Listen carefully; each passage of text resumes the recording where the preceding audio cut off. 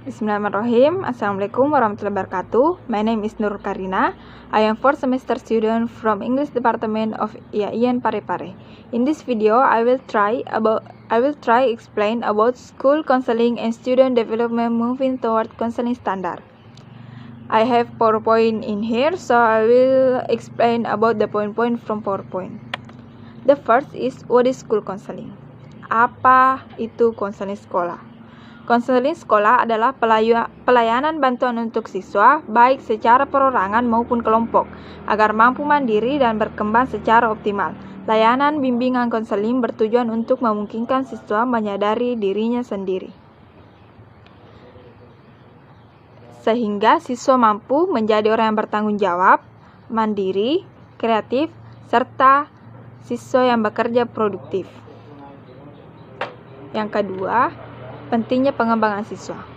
Pengembangan diri bagi siswa sangatlah penting, sebab melalui pengembangan diri siswa dapat mengisi waktu senggangnya dengan kegiatan-kegiatan yang positif.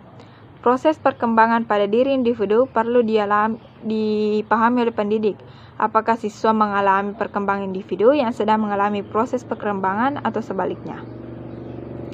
Ini berarti perkembangan bukan sekadar perubahan ukuran pada tinggi seseorang atau berat badan seseorang maupun kemampuan seseorang, melainkan suatu proses integrasi dari banyak struktur dan fungsi yang kompleks.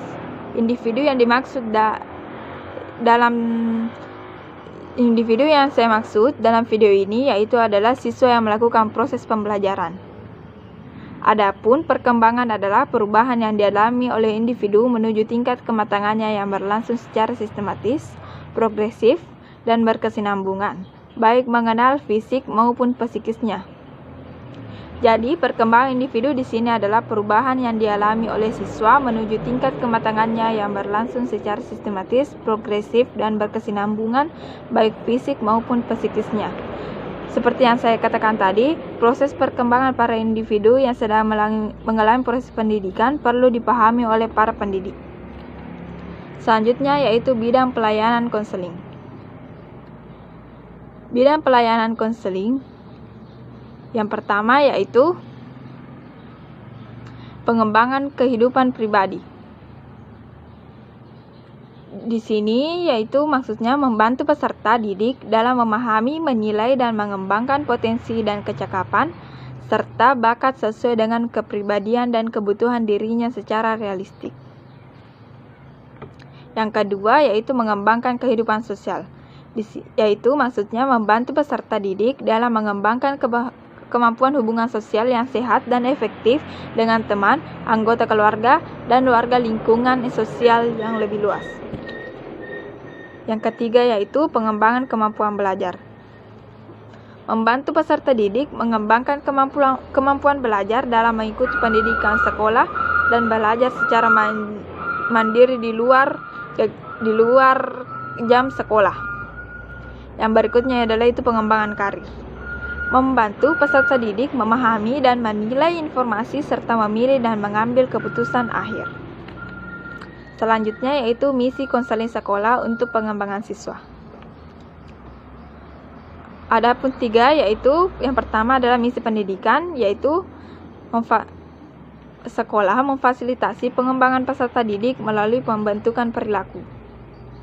Yang kedua, misi pengembangan, yaitu memfasilitasi pengembangan potensi peserta didik dalam lingkungan sekolah dan di keluarga maupun masyarakat. Yang terakhir yaitu misi pengentasan, memfasilitasi pengentasan masalah peserta didik mengacu pada kehidupan sehari-hari. Nah, berikutnya itu konselor sekolah dan pengembangan siswa. Konselor mengikuti program pendidikan konselor yang menekankan pengembangan manusia, keterampilan membantu, dan praktek profesional lingkungan sekolah. Beberapa pendidik dan aktivitas sosial mengusulkan program dan layanan untuk membantu siswa dalam pengembangan mereka khususnya dengan aspirasi kejuruan. Frank Person, juga dikenal sebagai Bapak Pembimbing, mendirikan Biro Kejuruan Boston melalui pekerjaannya. Dengan biro, orang-orang memusatkan perhatian pada pengembangan kejuruan dengan membantu para remaja melakukan transisi karir dari sekolah menengah ke dunia kerja. Penekanan pada bimbingan kejuruan adalah bagian penting dari respon awal terhadap industrialisasi ini. Nah, itulah tadi yang dapat saya sampaikan. Semoga dapat bermanfaat. Assalamualaikum warahmatullahi wabarakatuh.